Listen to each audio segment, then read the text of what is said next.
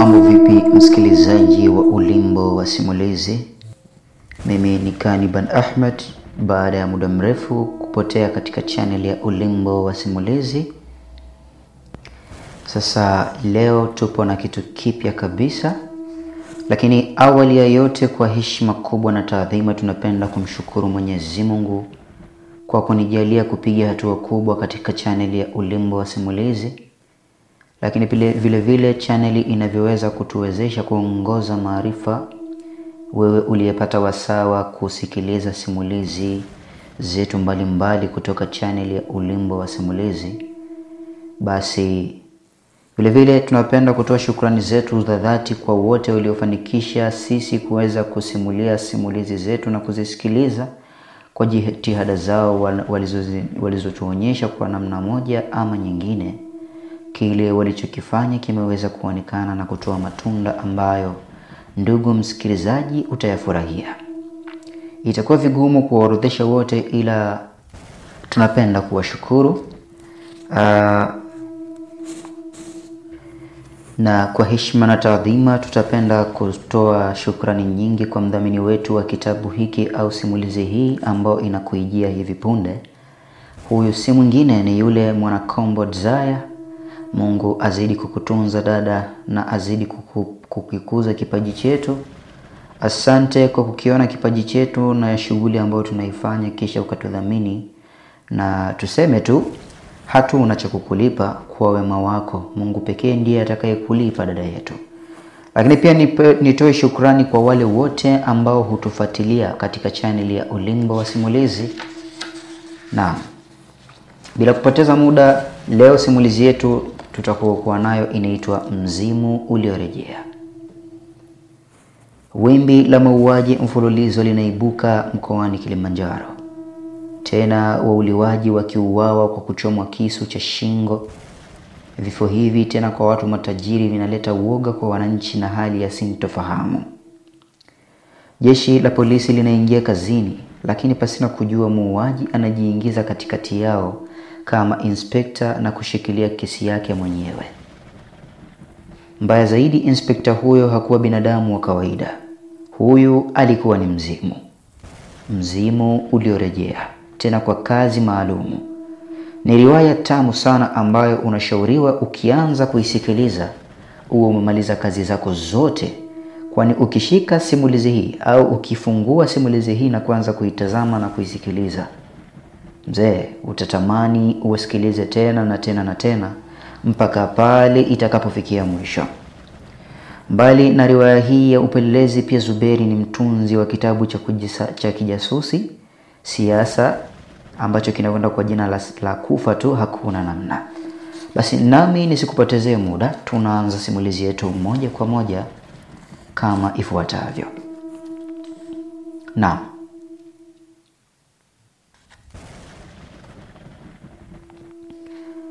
Katikati ya jiji usiku wa manane, upepo mkali ulivuma. Upepo ulioambatana na radi sambamba na mvua kubwa kunyesha. Mvua hiyo ilionyesha kwa hasira katikati ya mji wa Moshi mkoani wa Kilimanjaro. Angani hakukuwa na nyota iliyong'aa wala mbaramwezi kusawazisha nuru katika ulimwengu huo.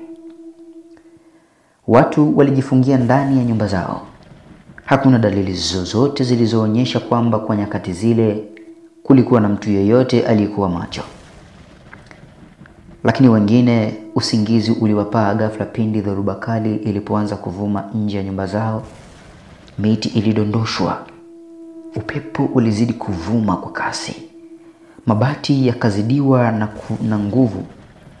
Ilikuwa ni nguvu ya ajabu, na hata kuanza kuleta dalili za kuzuliwa. Kwa hakika hali ilitisha sana. Tena ilitisha hasa.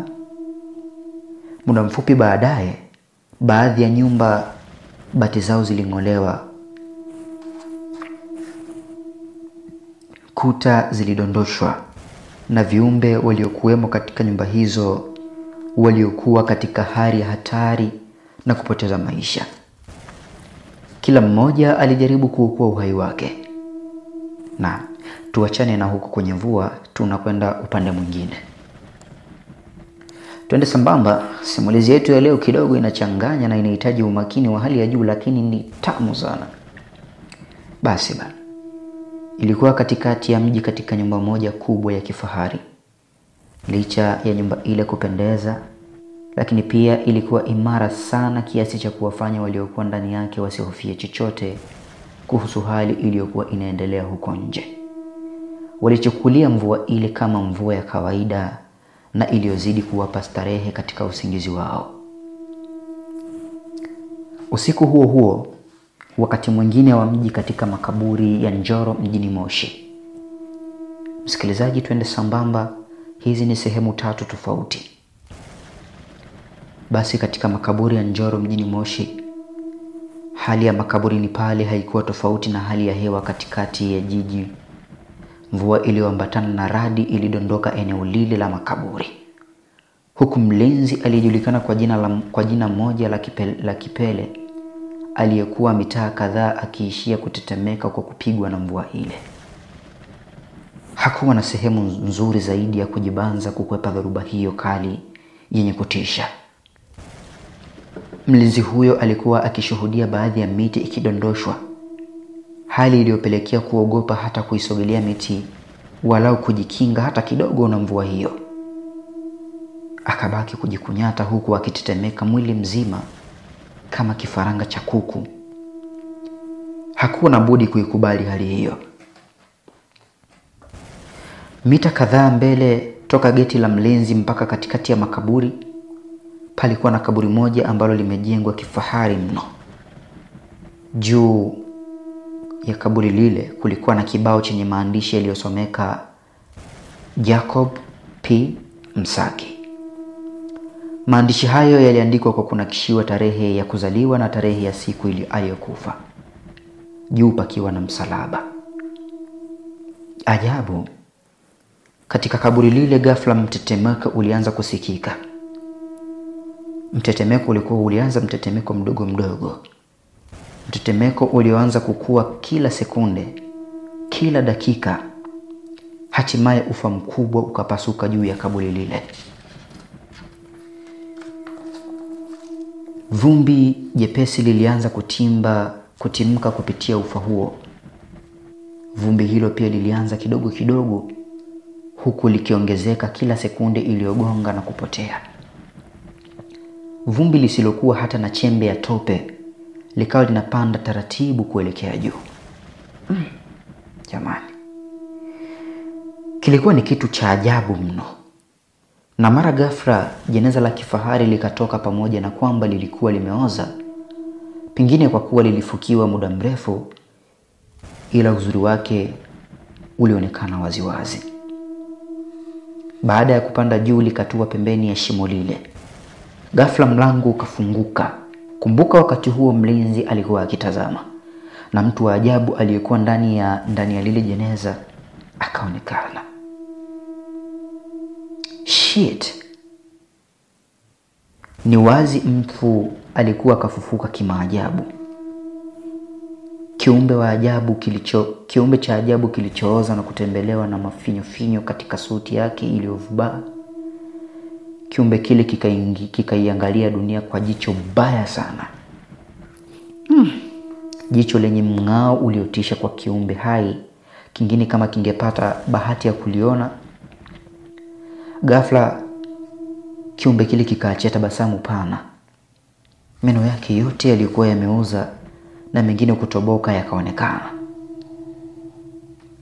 Ghafla moshi mzito ukatoka katika domo lake. Kumbuka bado mvua ilikuwa ikinyesha, sambamba na radi za hapa na pale. Jitu lile mfu lililofufuka wala halikutishwa na hali ile. Maji ya mvua yaliyowanisha na kumuongezea nguvu na furaha ya kuingia katika ulimwengu wa dunia hii waishio viumbe aina ya binadamu. Jitu lile likanyosha mkono mpaka katika jeneza lile alikotokea muda mchache uliopita. Sheti ya umeme ikatoka katika kono lake kuliendelea lile jeneza. Na ghafla jeneza lile likatoweka sambamba na eneo lile kusawazika pakawa kama mwanzo yani. Ilikuwa ni ajabu. Jitu lile likaachia moyo mkubwa ulioambatana na radi ambayo ilimfikia mlinzi getini na kuchukulia radi lile kama radi zingine zinazoendelea eneo lile. Jitu lile likanyoosha mikono juu na kuachia cheko la dharau, kisha likatoweka eneo lile. Upande wa pili, katikati ya jiji, katika jumba lile la kifahari. Katika nyumba ile ya kifahari ambayo wenyeji wake walikuwa wamelala fofofo, nje ya nyumba ile palizuka kitu. Ni kitu ambacho dakika chache nyuma kilitokea katikati ya makaburi ya Njolo yaliyopo mjini Moshi. Ni jitu lile la kutisha. Likaangalia kushoto, kisha kulia. Likaachia tena cheko. Cheko lililochukuliwa kama radi. Kwa waliobahatika kulisikia katika usiku ule mzito, usiku mnene, usiku wa manane, jitu hilo likanyoosha mkono wake wa kulia juu. Ghafla shoti za umeme zikiambatana na radi zikatawala eneo lile. Ghafla bisu lenye kumeremeta likatokea katika kono lake. Jitu hilo likaachia cheko jingine sambamba na kutoweka. Sasa hapo ilikuwa ni nje ya jengo lile. Ndani ya jumba lile la kifahari. Ndani ya jumba lile lililopo maeneo ya majengo mjini Moshi, katika chumba kimoja kipana walilala watu watatu. Mtu wa makamo na mtoto wao mdogo, wote walikuwa wamelala usingizi fofofo bila kushtushwa na mvua ile kubwa inyeshayo nje. Ghafla katika pembe ya kuta za jumba lile likaibuka lile jitu. Ni jitu lile bwana. Bwana. Inatisha. Lilimwangalia mwanaume aliyelala kitandani pale kwa dharau ya hali ya juu sana. Likamnyoshia mkono ishara ya kumnyonga. Ghafla mtu yule alianza kuchezesha miguu kwa ishara ya kutapatapa. Si kwamba mtu yule aliyetopea katika usingizi hakuliona jitu lile. La hasha. Ndani ya usingizi wake aliliona jitu lile na jinsi lilivyokuwa likimnyonga. Ni wazi siku hiyo ilikuwa ndio mwisho wa maisha yake, na ni kweli asingeweza kusalimika. Niliapa kuwamaliza kwa hiki kisu, hivyo sitokunyonga.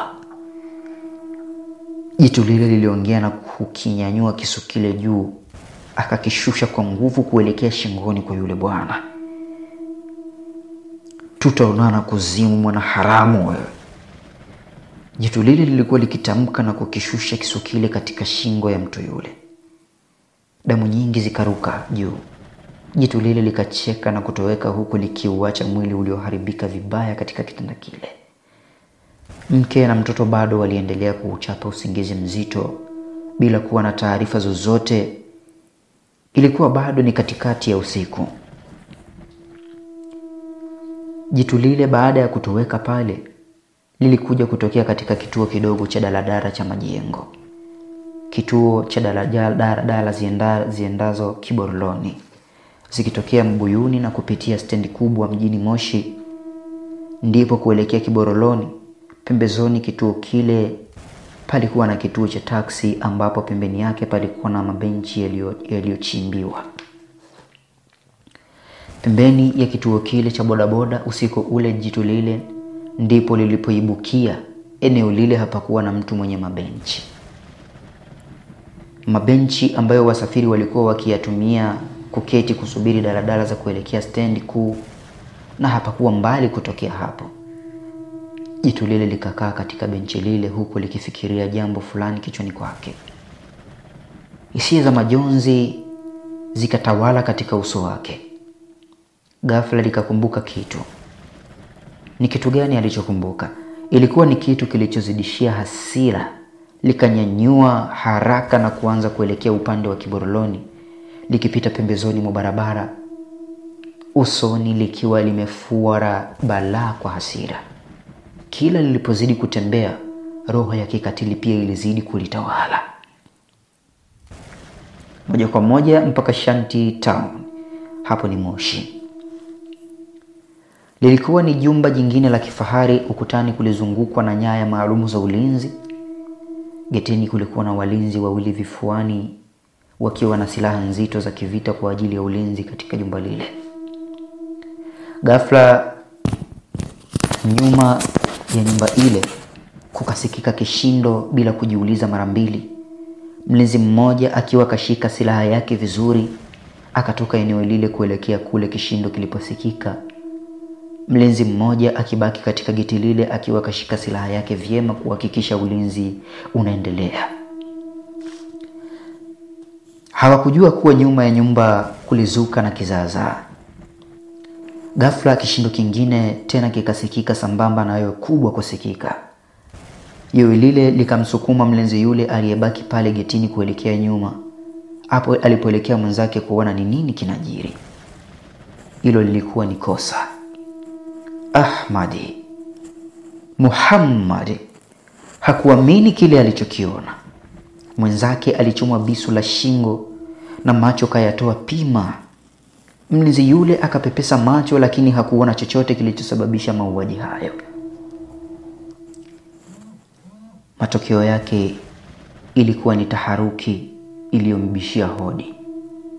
Mshangao mkubwa ukamvaa. Bumbuwazi likambumbukia. Wasiwasi na uoga vikamtawala kwa pamoja. Kwa kihoro akamkimbilia mwenzake na kuanza kumuita, "Duli! Abduli, nini kimekupata swaiba?" Akawa akimtingisha kwa nguvu. Ghafla akasikia cheko nyuma yake. Mlinzi yule akageuka, anapatwa na mshtuko kwa kile alichokiona. Uoga ukamtawala. Macho yakamtoka pima. Silaha ile nzito ya kivita ikamponyoka na kudondoka kwa wenge, na mashaka alianza kurudi nyuma. Jitu lile la kutisha lilikuwa mbele yake likimwangalia kwa macho makali sana. Macho yaliyomtisha mlinzi yule. Bisu lenye mpini mpana na ncha kali likiwa katika kono lake lenye vinywele vya kutosha. Jitu lile likaachia tabasamu. Meno yake yalikuwa yameoza na kutoboka, yakajitokeza nje. "Mliniua kwa mateso sana. Hivyo nimerejea kwa ajili yenu. Tutaonana kuzimu, mwanaharamu mkubwa wewe." Jitu liliongea kwa jeuri huku likipiga hatua kumfuata mlinzi yule. Wazo lililomjia kijana yule ni kupiga kelele, lakini hakupata muda huo, kwani hakujua ni saa ngapi jitu lile lilimfikia na kumchoma bisu lile la shingoni kama mwenzake. Mlinzi yule akaondoka kama zigo na kutapatapa kwa maumivu makali aliyokumbana nayo. Mwisho akatulia tuli kabisa. Jitu likaivuka miili ya walinzi wale na kutoweka mbele ya lengo la jumba lile, likazama ndani. Lilipofikia mlango mkubwa wa kuingilia ndani aliofungwa, likanyoshia kono lake. Mlango ukatii amri ya kufunguka. Jitu likapita na mlango nyuma ukajifunga kama kawaida. Bado mvua ilikuwa ikiendelea kunyesha, ila kidogo ilianza kupungua makali. Jitu likaibuka katika chumba kimoja katika jumba lile la kifahari aliyosababisha mauaji nje ya walinzi wawili. Macho yake yakatua kwa kijana mmoja aliyelala fofofo, huku akikoroma katika kitanda ndani ya chumba kile. Kisha likayahamishia macho yake kwa mke wa kijana yule aliyejistiri kipande cha kanga katika maungo yake. Fatuma binti mrembo," akaita kwa sauti ndogo ya kumnong'oneza. Sauti iliyopenya mpaka katika masikio ya binti yule. Ghafla akafumbua macho yake ana kwa ana na jitu lile, bisu likiwa mkononi. Binti yule akashtuka. Jitu likakoroma, "Kweli wewe ni binti mrembo, sikatai. Nyumba hii ndiyo iliyokufanya unisaliti, Si ungeniambia unahitaji nyumba?" siwezi kukuacha mzima. Tutaonana kuzimu, mwana haramu wewe. Wakati wote binti yule alikuwa akipikicha macho yake kutuamini kile akionacho, akihisi pengine yupo ndotoni. Jitu lile lililotoka makaburini usiku ule mnene wenye mvua na gharika za kutisha likamsogelea. Binti yule akabaki ameganda kama sanamu, akishindwa kupiga kelele wala kufanya chochote. Hatua moja akapiga na hatua jingine akawa kumfikia binti yule, akanyanyua bisu lake akamchoma moja kwa moja shingoni. Binti akafa akiwa katoa macho na ulimi nje na kuungata upande. Baada ya kufanya mauaji hayo, jitu hilo likatoweka, likijua kabisa litaacha taharuki pindi mume wa binti yule akiamka na kukuta maiti ya mke wake. Kizaazaa. Mauaji yote yakifanyika ndani ya usiku mmoja, tena usiku hatari sana. Tukumbuke amefanya mauaji ya aina 3, na yote mauaji amefanya mauaji ya aina moja. Msikilizaji wa Ulimbo Simulizi, mimi sitaki kukupotezea time zaidi, nataka niendelee kukuingizia voko na sauti ya mamlaka niliyojaliwa na Mwenyezi Mungu. Mimi ni Kaniban Ahmed, ambaye unanipata kwa namba za simu 0717 72 21 na mwisho ni 81. Lakini mwandishi nguli akiwa ni yule mwingine, yule ambaye tumemzoea akitupa kazi bora na kazi imara, si mwingine ni Zuberi Maruma, ambaye unaweza kumpata kwa namba za simu 0759 42 76 na mwisho ni 53, au unaweza kumpata kwa namba za simu 07 67 43 31 na mwisho ni 06. Na tuendelee nayo. Baada ya kumaliza mauaji yale, saa 11 alfajiri, mvumo wa sauti ya simu yake ilimshtua kutoka usingizini. Akajinyanyua na kuikwapua simu yake hiyo iliyokuwa kando yake. Ilikuwa hapo kitandani. Hakuhangaika kuangalia mpigaji ni nani, sababu alimtambua kutokana na mlio wa simu yake aliyomsetia. Mlio wa mwito wa namba ile ulikuwa ni tofauti na mwito wa simu zingine. Kuna mauaji ya kikatili yametokea usiku huu. Wahitajika ofisini haraka sana, dakika 5 uwe umefika inspector. Over commander. Kijana yule aliyejulikana kama Inspector Nurdin aliitika sambamba na kuamka, hali ya kufanya kazi ikiwa imemtawala. Na huyu Inspector Nurdin tumewahi kuona kazi zake nzuri nyingi, ikiwemo katika simulizi ya Moroz tulimuona mule bwana Nurdin alitufanyia kazi nzuri sana. Basi katika mzimu uliorejea tuko naye bwana Nurdin, inspector wa polisi.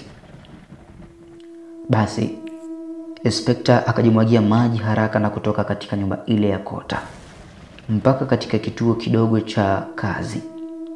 Ofisini hakukuta askari yeyote aliyewasili. Hivyo hakujali, macho yake yakatua katika mlango wa kuingilia kwa mkuu wake. Mlango ulikuwa wazi kumjulisha kuwa mkuu wake alikuwepo. Akachepuka kuuendea mlango huo na kujiingiza ndani kwa tabasamu pana. Hii serikali ya rais wa awamu hii inafanya kazi vizuri sana. Mkuu, unaogopa kutumbuliwa? Unawahi kazini hivi ama kweli hapa kazi tu? Hii kazi ya Magufuli ni hatari sana. Nurdin aliongea kwa utani, huku tabasamu likimpendezesha uso wake. Uso mdogo lakini tofauti na matarajio yake. Bosi wake yule hakucheka wala kumwangalia, macho yake yaliyokuwa bize katika kabrasha, yaani faili alilokuwa akiliandika. Alipomaliza akanyanyua kichwa chake na kumtazama kijana wake yule ambaye alikuwa kimya. Mzee yule wa makamu mwenye mvi nyeupe kichwani akakohoa kidogo kusafisha koo. Kama dakika 10 zilizopita nimepokea simu 2 tofauti. Mauaji ya aina moja yametokea maeneo tofauti. Yaani waliouawa wamepigwa visu vya shingo. Nini? Visu vya shingo? Nurdini akaitika kwa bumbuazi, akimpachika swali mkuu wake. Hata hivyo mkuu hakurudia sentensi ile, bali aliendelea. Akasema, nahitaji kutuma madaktari wa forensic team na maaskari kwenda kuichukua hiyo miili kwa ajili ya uchunguzi. Lakini kabla sijawatuma, nahitaji wewe uende kama afisa mpelelezi na mchunguzi. Wewe ndiye na kukabidhi kabrasha hili na ripoti yote ipitiwe kwangu. Sawa? Okay. Sawa mkuu. By the way, kabla sijaendelea, nataka niwaeleweshe kidogo naposema forensic team. Kuna askari wapelelezi alafu kuna forensic team. Ni vikosi viwili tofauti. Forensic team ni wale madaktari ambao kazi yao ni kufanya uchunguzi wa postmortem. Postmortem ni ile uchunguzi wa mfano, umekuta labda kuna vielelezo vya ushahidi, sasa unataka kupima, maybe ni bunduki, unataka kupima alama za vidole. Hasa hao ndio wanaitwa forensic team. Lakini kuna wapelelezi, hawa ni askari. Basi nafikiri utakuwa umenielewa hapo kwenye forensic team, ambao wenyewe wanafanya vipimo vya postmortem. Basi bana, Inspector Nurdini akasema sawa mkuu. Inspector Nurdini aliitikia, akilipokea kabrasha lile na kupiga saluti moja kubwa na kugeuka kuondoka. Akaelekea katika ofisi yake. Alifika kufungua drawer, akaliweka faili lile na kutoka na kijitabu kidogo. Akiweka ndani ya kibegi chake na kuingia ndani ya gari lake, tayari kwa kuelekea eneo la tukio. Huko nyuma mkuu yule wa kituo akipiga simu hospitalini. Wakatoka baadhi ya madaktari wa forensic na gari ya wagonjwa maarufu kama ambulance na kuelekea eneo la tukio. Mkuu yule pia akawahitaji baadhi ya maafande waelekea eneo la tukio kuchukua miili hiyo, akijua fika Inspector Nurdin atakuwa kashawasili eneo la tukio kwa uchunguzi kabla yao.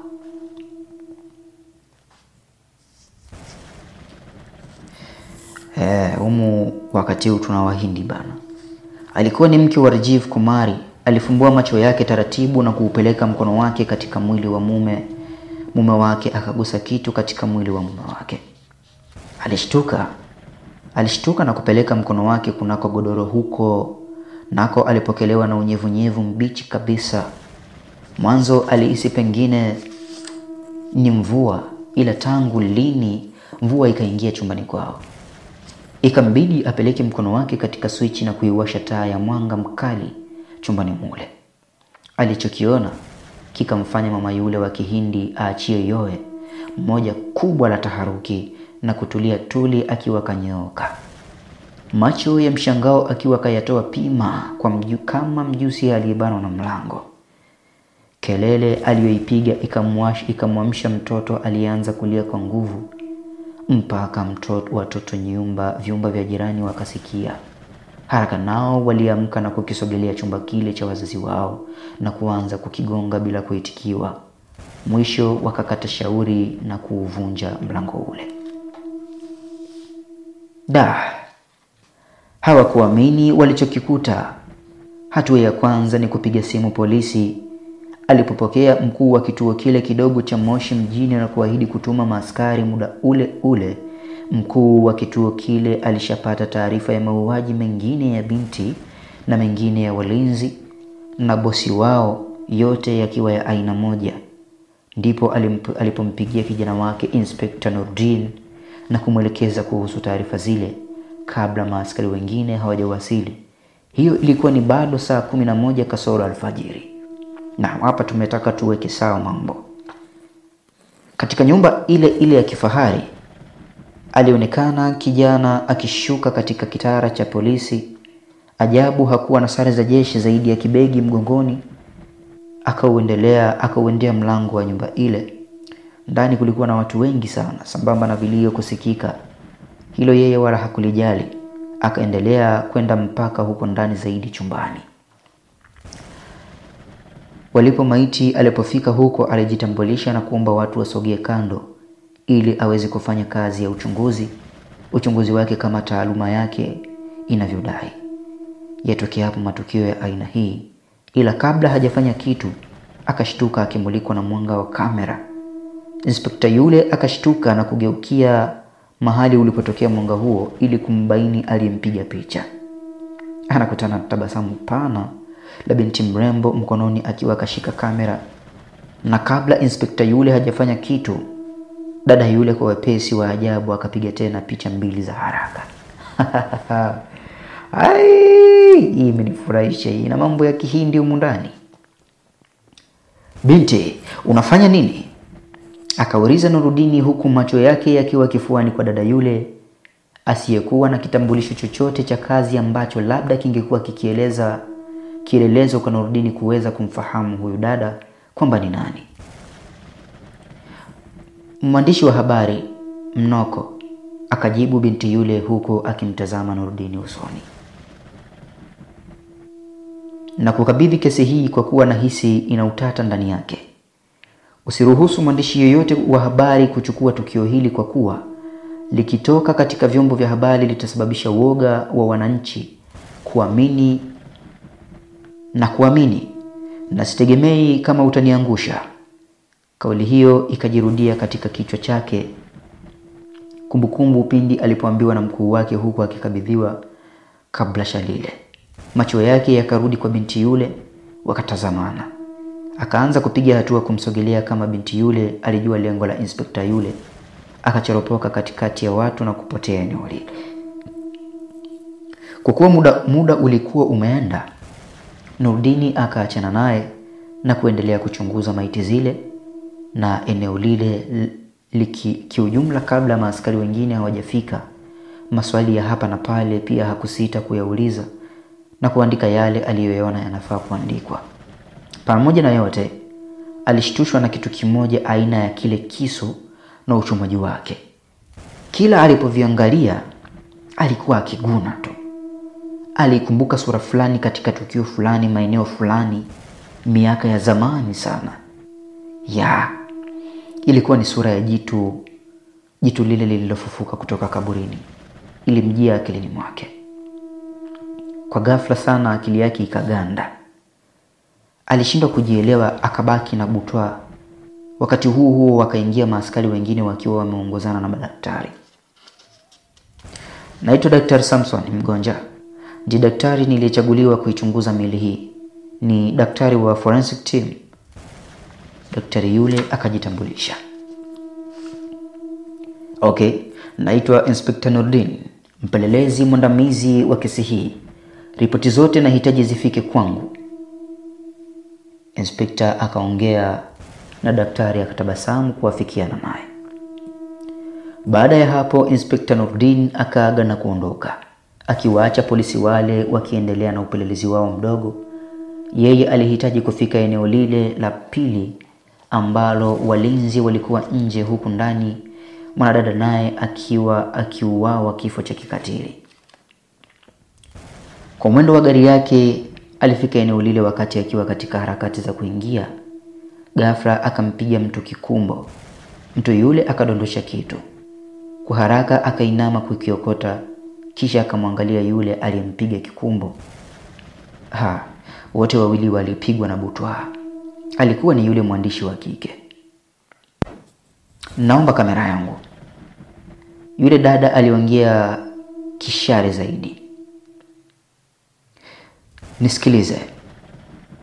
Haya matukio hayatakiwi kuripotiwa na vyombo vya habari binti. Ni usalama wa taifa."